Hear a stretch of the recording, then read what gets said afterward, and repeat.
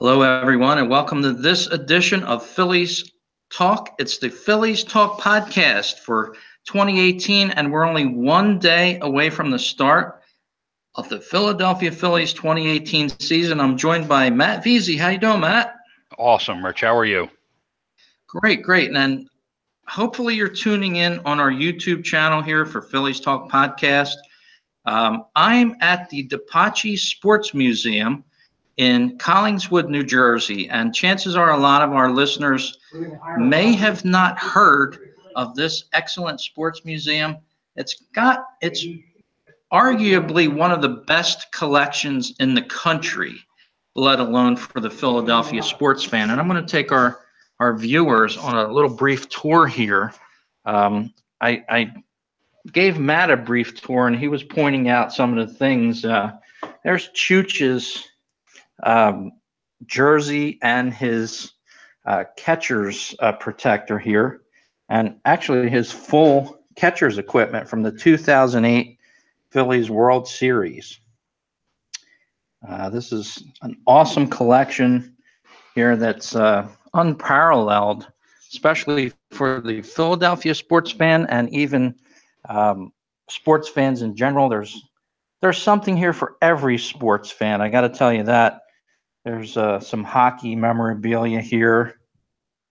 Walking along here, you've got just about every desirable jersey that you'd want to see here. Billy Wagner, Papelbon, Tomei, Jim Cott, Carlton. Like a treasure trove for Phillies fans, Matt. Beautiful stuff there. And as you can see, a lot of memorabilia here from the 1950 team as well. Just here's Mike Schmidt's locker from Veterans Stadium.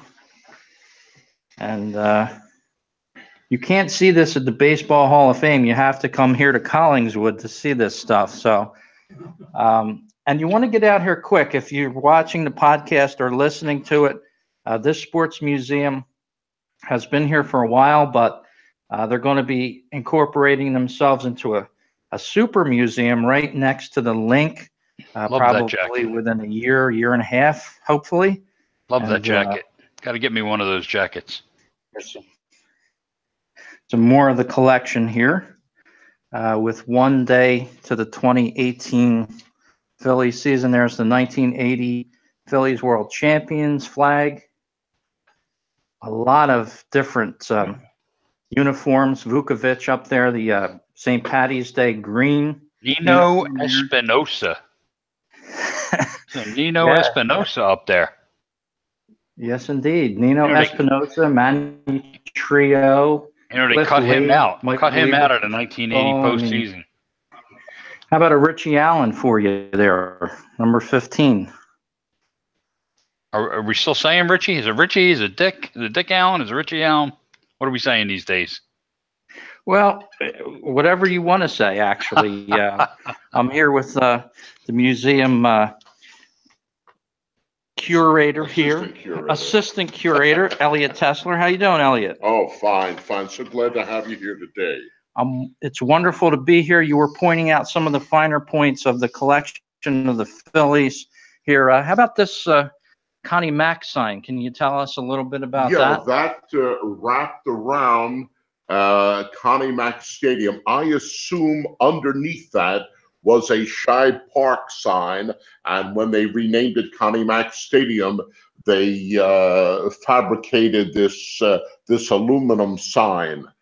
The Phillies shared Shibe Park with the A's for quite a while. When the A's moved out of town in 1954, they renamed it Connie Mack Stadium, and that's where the Phillies played until they moved to Veterans Stadium in 1971, I think. Yes, 1971. What an opening that was. And every place that the Phillies have played, they've made special memories.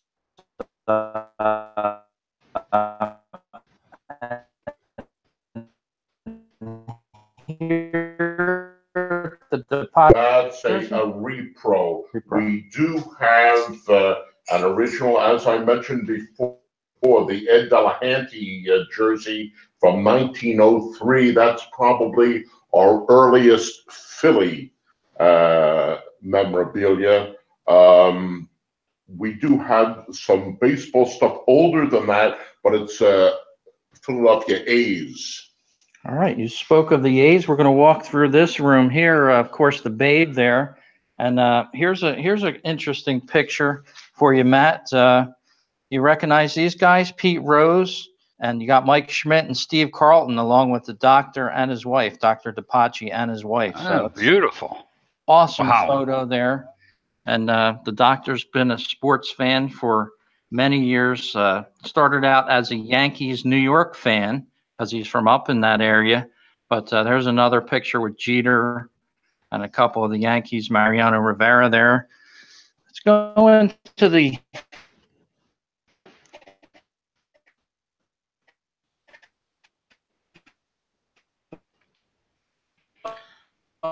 Rich's video and audio freezing up here as he moves around a little, but we'll get him settled down.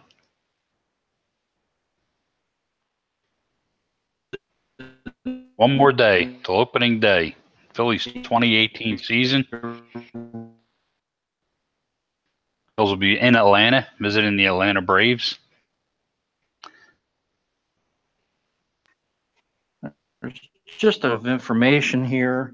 Here's one of the original turnstile from the old stadium, Connie Mack Stadium here. Just amazing collection here. It's a treasure trove. Yep, you got a couple MLB All-Star jerseys here from 2012 with Cole Hamels and Carlos Ruiz here. So it's a very interesting place, especially for the Philly sports fan. But Matt, we're here for several reasons. We're going to talk about Phillies 2018 season. So why don't you kick off a little bit of talk about that, and what are we going to see tomorrow from the Phillies down in Atlanta? Well, Rich, we got opening day, of course. So it's the Braves home opener. It's supposed to be a 4:10 scheduled start time, our time. So really looking forward to this first game. Phillies are going to have Aaron Nola on the mound. So it big season for him. A big season for this whole team, because I think we're finally past this, what I've been calling placeholder player stage. We've turned the page already on a number of these guys: Tommy Joseph, Freddie Galvis, now Cameron Rupp. Of course, over the last couple of years, we saw Dom Brown, Cody Ashe take their place on the sideline. So these guys were all, to me, just kind of the players we were seeing while we were treading water almost during this rebuilding phase. And the team is clearly ready now to start moving forward. We're going to start seeing players like J.P. Crawford at shortstop. We're going to start seeing Scott Kingery get mixed in more and more. Eventually, hopefully he'll be the everyday second baseman, but we're going to start seeing him regularly in the lineup. A couple of really exciting players there. So Jorge Alfaro getting his first real full-time, full-season exposure behind the plate. I even like the backup catcher, Andrew Knapp. So there's a lot there as far as the lineup goes that's going to be interesting for fans to watch this season. But not just for this season now. We can start projecting these guys as the Phillies of the future. And it's almost to me like we're seeing with the Sixers. We're seeing a lot of winning now. They're going to make the playoffs. There's a lot of excitement around the 76ers, and rightfully so. The Phillies are going to start to feel that same way, I believe, as this summer moves along. And we really get to know these players a little bit better. That sounds awesome. Of course, new Phillies manager Gabe Kapler is set to take over the reins for the Phillies. And I had an article that I wrote this morning on fightinphillies.com about that. And, you know, Matt, I don't know if you read this or heard it in the press lately, but it seems like Kapler wants to platoon a lot of Phillies players this year. He's almost making it sound like, you know, he's going to give everybody a shot to play and at different positions. Does that make you a little bit worried moving forward here as we're almost about to start? Not necessarily. You have a new manager, and he's still, even though he's been around for a couple of months now, he's gotten a chance to know the players. He had his first full spring training, but he's really just getting his feet wet, both as a manager and in getting to know his own players. So he wants to see what these guys can do, and he wants to give guys a chance. I've been a boss in my life, and I know coming into a place, I always wanted to give people, I didn't care what your, problems you might have had with the previous boss or problems reputation you might have developed. When I came in, you had a clean slate. You want a new chance. You want a chance to show that you have more, or you can do something more. Here's your chance. Show me. Forget whatever happened that might have been negative in the past. And I think that's what Kapler's doing. He's saying, hey, listen, come in, work hard, keep your nose clean, play hard, be bold. You do those things, and you're going to get a chance to play as long as you're producing for us. So I don't mind him juggling some guys around. I really don't think it's going to be as widespread as you saw in spring training. You're going to see Santana at first, Caesar at second, JP at short, Michael at third. You're going to see Hoskins, Odubel, Nick Williams across the outfield with Aaron Altair getting most of the fourth, outfielder work. You're going to see Alfaro and Knapp behind the plate, and he'll work Kingery in all over the place. So I think that's pretty much what you're going to see as the year goes along. I don't think you're going to see a lot of real major juggling. Very good. So hopefully that will be the case. Aaron Nola starting off his first game as Phillies opening day pitcher tomorrow down in Atlanta, kicking off at 4:10, as you said. And, a lot of people will be at work around that time. Do you think that's necessarily the best time to start a game for opening day? Well, you know what? Part of that's MLB. They're staggering all the starts across the league. So for television purposes, for fans following the entire day, there are going to be games starting at 12:40, which I believe is the Cubs game. And then you'll be seeing games all day long through the afternoon, evening, even into the late night for the West Coast game. So you're going to be able, if you're in the East, you're going to be able to start watching baseball at 12:40 in the afternoon and still be watching it more than 12 hours later, I would imagine. Yes, indeed. Well, the Phillies let go a couple of longtime Phillies that we've been accustomed to seeing. Rupp is gone. I kind of thought he might be good for a deep ball threat coming off the bench, but the Phillies didn't have any room for him. I mean, these days you pretty much carry two catchers, and to me, anyway, I think they did the right thing. It was pretty clear that the two best catchers on this team are Jorge Alfaro and Andrew Knapp. They're both younger than Rupp. They're both more talented than Rupp, and it was time to let these guys play. Alfaro was a big piece of that Cole Hamels trade a couple of years ago.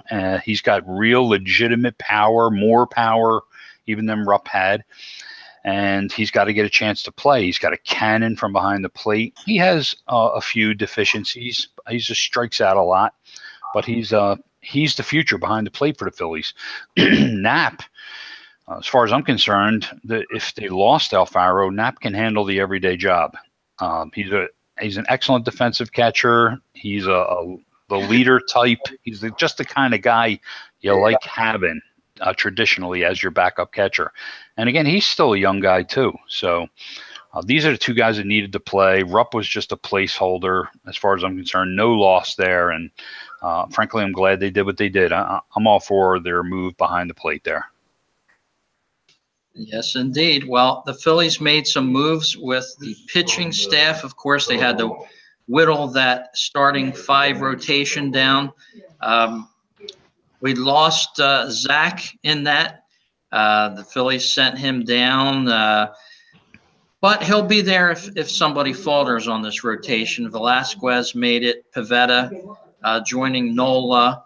And also, of course, Arrieta. So I think the Phillies did a great job with uh, whittling down that lineup to the best starting five that the Phillies can put out there. And, you're going to win a lot of games with starting pitching. So hopefully this year the pitching holds up for them and the Phillies can get some offense, because that was their biggest problem last year with the offense. And if you judge by what we saw in spring training for the most part, the offense might still struggle. You do have a lot of young players in the lineup. I think that it's a more talented team, but as these guys learn the league and as the league adjusts to them, they have to adjust back. There's going to be some growing pains, but I think what you're going to see is it, unless something unexpected to me happens, I think you're going to see a little bit of a disjointed, up and down roller coaster type offensive season. I think at times these guys will be going really well. They'll be clicking together. We'll get a chance, almost like a glimpse of what they're going to be over the next couple of years.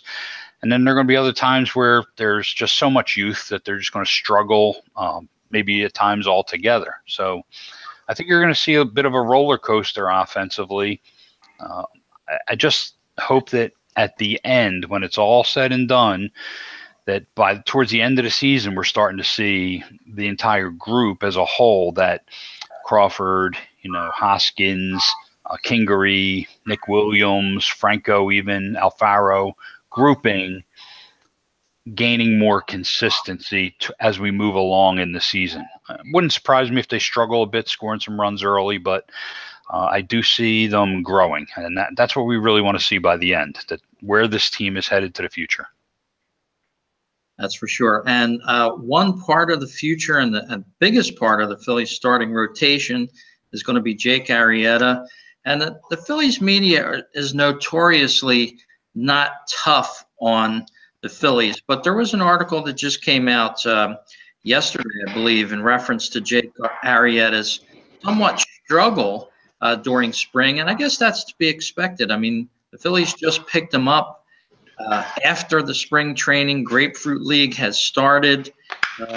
They can't expect them to be at top level yet. But what did you think of Arrieta's first few starts with the Phillies on the Grapefruit League? Yeah, he came in saying that he'd been throwing on the side. He'd been pitching bullpens with whatever arrangement that he and his agent had. And that's all well and good, but you still have to get out there. You still have to face live hitters. You still have to make your adjustments when you see what is and what isn't working when you're actually on the mound. So it doesn't surprise me that a guy's struggling. All pitchers are, quote, working on things during spring training. So I'm not a bit worried about Jake Arrieta. As long as he's healthy, we've seen what Jake Arrieta is for the last 3 or 4 years. He's a Cy Young contender. He's a top 10 starting pitcher in his league. So he's a legitimate ace as far as I'm concerned.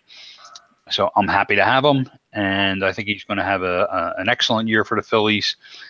He's going to be a little bit slow starting because he still isn't up to that 100% game speed yet. So they'll give him a little bit more work, but he's the least of my worries. Nola and Arrieta at the top of the rotation, I think, are an excellent 1-2 punch. And I've always been a Ben Lively fan, so I think Ben Lively is going to continue to give the team consistent efforts anytime they put him out on the mound. He's not going to overpower anybody. All he's going to do is keep them in the game the vast majority of times that he pitches, which is perfect for my concerns. The guys I'm going to be looking at closely are Vince Velasquez, and Pavetta's getting the opportunity at least to start the season. So Vince Velasquez is big, especially if they want to. There's some talk about them maybe being a dark horse wild card team. I think that they have a legitimate chance to finish as high as second place. The Braves have some young talent. I'm already conceding the division to the Nationals, but the Mets are very disjointed and dysfunctional.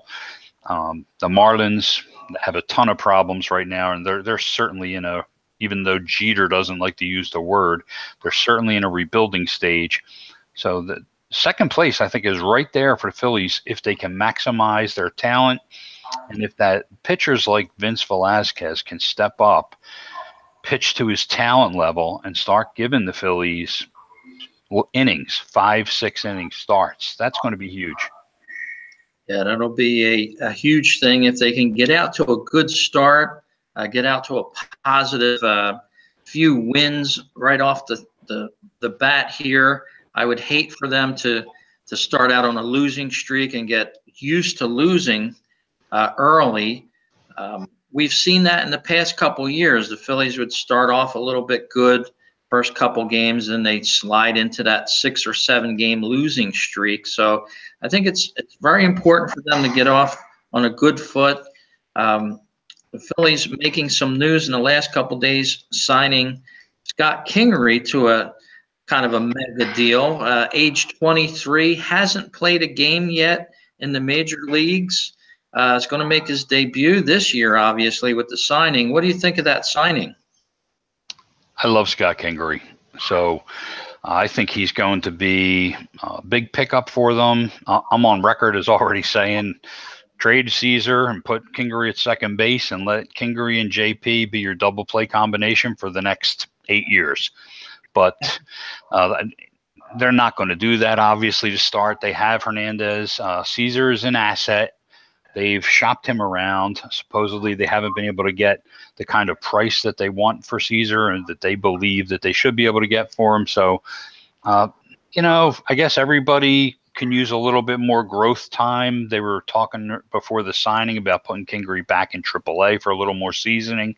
That's not going to happen now, but I'm fine with Kingery bouncing around a little bit, getting some feel out time at short, at third, at second, in the outfield for now.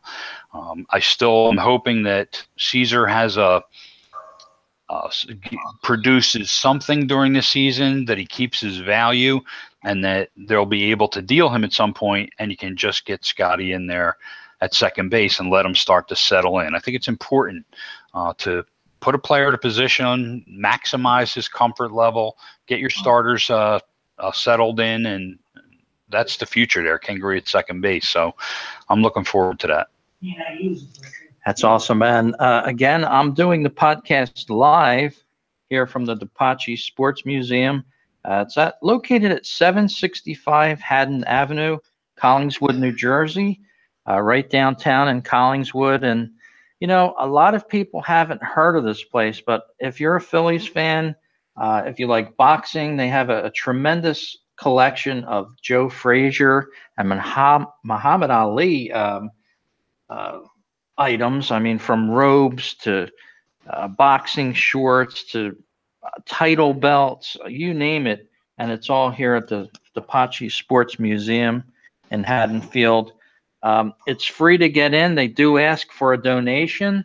As you can see, this memorabilia collection it's just one of a kind. It's just something that you're not going to find anywhere within the tri-state area for sure. And I would have to say that this is probably one of the best collections in the country outside of the Hall of Fame for a Phillies fan, because it goes on and on here. Here's a Steve Carlton game used jersey. Here, Richie Ashburn game used jersey right there. And just on and on and on. Ferguson Jenkins from 1965. And as you can see, if you can, watching the YouTube version of this show, these are old wool uniforms when, these guys didn't have the armpit breathers set up for them. They were old school, and it probably was hot in those uniforms. But just an amazing collection here. Here's a Shane Victorino glove. Mitch Williams's glove here, the red one. You can see that, and some signed balls here. Mike Schmidt, Bo Diaz. Just names that you don't hear every day anymore, of course, with the when they move on and stuff. But a lot of these names are here at the Depace Sports Museum. So Phillies opening up their 2018 season tomorrow. A lot of hype, and guess what? I went out and bought the April game package for only $50. Sounds like a great deal, especially if you can get down there to the ballpark a few times. It's a great deal. Yeah, I talked the wife into it. She's going to come down with me for a few games and try to get in on this deal if you haven't gotten it yet. You get 15 games in the month of April, only $50. It runs off of your phone. You have to check in at the ballpark, and they give you a seating assignment. So check it out there, the Phillies April Pass. And Matt, we're going to be interviewing some people within the Phillies organization. We're going to have them on the program in the next coming weeks, and I'm really excited about 2018. It's a new start for the Phillies. We have a good guy in Gabe Kapler. I wish him the best, and I hope a lot of his talk comes through the players with the hustle and the new attitudes that he sort of exudes. Be bold. Be bold. Exactly. I wish I could take off my shirt and I looked like he does underneath, but I don't want to scare anybody that's out there. But he certainly brought a new, I would say, younger, more aggressive attitude to the clubhouse, to the field, and let's just see if it translates, and let's just see if it plays over the course of time. New managers, a lot of times, that especially guys that have his style, have seemed to have come into teams that I've seen over the years in Major League Baseball, have come in, and there's been some uptick. Initially there's been some positive response, and then they seem to flame out after a couple of years. I look back at, he almost reminds me of a guy like Mike Keenan with the Flyers many moons ago. Dick Vermeil with the Eagles, they fiery kind of guy, but then they burn out after a couple of years. So, hopefully his message resounds. The players are saying the right things right now. And I think that's going to be, for me, that's going to be the biggest out of all the keys that we're looking at. I think how Kapler translates to an on-field and in the dugout game-to-game manager, and how the players respond to that over the course of a 6-month season. I think that's going to be the biggest story of the 2018 Phillies. Very good. So the season kicking off in just one more day. Hard to believe we've been without baseball for this long. It's almost about 6 months, a layoff from the final Phillies game. But we're going to have plenty to talk about as the season goes on. And I want to thank the gang here at the Depace Sports Museum in downtown Collingswood. Again, come in. They're on Haddon Avenue. And again, this sports collection here will be all part of a big project going on currently across from the link. It's in the Jetro warehouse. It's going to be a marvelous museum that's going to attract people from all over the country. But my advice to you, if you're listening to this podcast or watching it on YouTube, come down to Haddonfield. Check their website out, Depace Sports Museum. Just put that into Google. Come down and talk to Elliot, and maybe even the doctor's father will be here. Dr. Depace, of course, a local cardiologist, has been big in the sports field. He's been close friends with Joe Frazier and Muhammad Ali, and a lot of the sports figures themselves here in the Philadelphia area. So it's a wonderful collection here. And Matt, let's close out the show with a little prediction with the Phillies wins. How do you think they're going to do this year? I think for the first time in a while, I haven't been afraid the last couple of years to call them a last place team, even though some people thought that they could overachieve that. But I, for the first time in a while, am a little bit positive. I'm feeling a little bit positive about them, and I'm going to go for second place. I think it can be a struggle. There's a chance that they could finish. I don't see them finishing in last, because Miami just has too many problems. The Mets and Braves and Phillies, there's a good reason any prognosticator in the game would have to rank any of those teams 2, 3, 4. So I'm going to be optimistic and hope that we get a lot of good answers. I like the Arrieta signing. So I'm going to call it a second place season where we get a lot of the answers from the young players that we're hoping for, and from Kapler managerially, positive answers. So I'm going to make it a second place finish. If they fall short of that, if they finish in third or fourth, but it's a kind of a race with those other two teams all year, and I'm seeing these young players progress, I'm not going to be overly disappointed. I don't expect them to make the playoffs this year. Again, I just want to see progress from these young players, and I want to see Kapler doing a good job at manager. And this is kind of the start for me. You know, if we see a nice finish, we could start really looking forward maybe to a playoff spot 2019. That's really what I'm looking for. So second place, as far as wins go, I'd like to see this be a 500 team.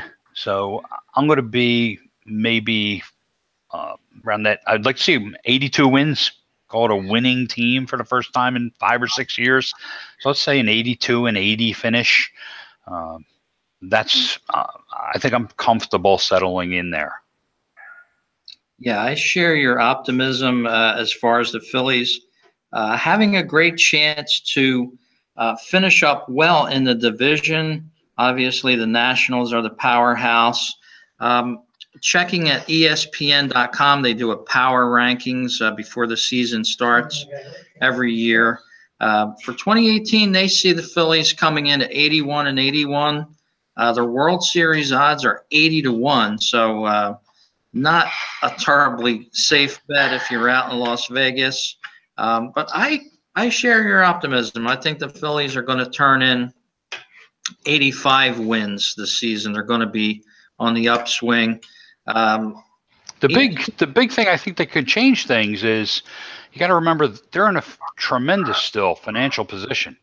So this is the kind of team where it's really going to be up to the team. If the team is playing really well into July, you know, if they're hanging around within maybe 4 or 5 games of that wild card spot, they can afford to take on a Machado or a Harper if he becomes available. If Washington, falters, they can take on a couple of big contracts. So that could change everything. I mean, if they can come out, it doesn't even have to be in April. I mean, if they can just get to the point where they're staying in the race legitimately at the All-Star break, you're going to give ownership pause to think. And if they can add a couple of real players, that could kickstart a drive to a wild card spot. But, I'm going to play it safe with my prediction, but it could go another way. I mean, it could go well for them.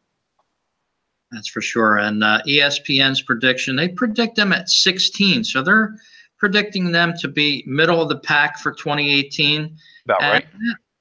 That's very optimistic. They have the Marlins finishing last in 30th place, and I would absolutely love the Phillies to finish above the top or the bottom 5 teams, as they have been finishing the last couple years. So if we can get some success out of them this year, it'll entice people to get back to the ballpark. And there goes the doorbell. So me? Yeah, I just wanted to say that thanks again to the Depace Sports Museum here in Collingswood.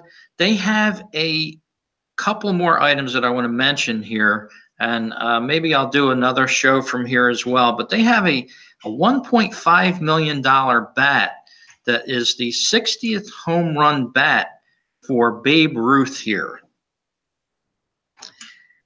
And I have a picture of that bat with me holding it, and I was a little nervous holding that. And they also have a $6 million uniform that the Babe once wore. So check it out. Come on down to Collingswood before they move this collection in probably a year and a half. Say hello to the staff here.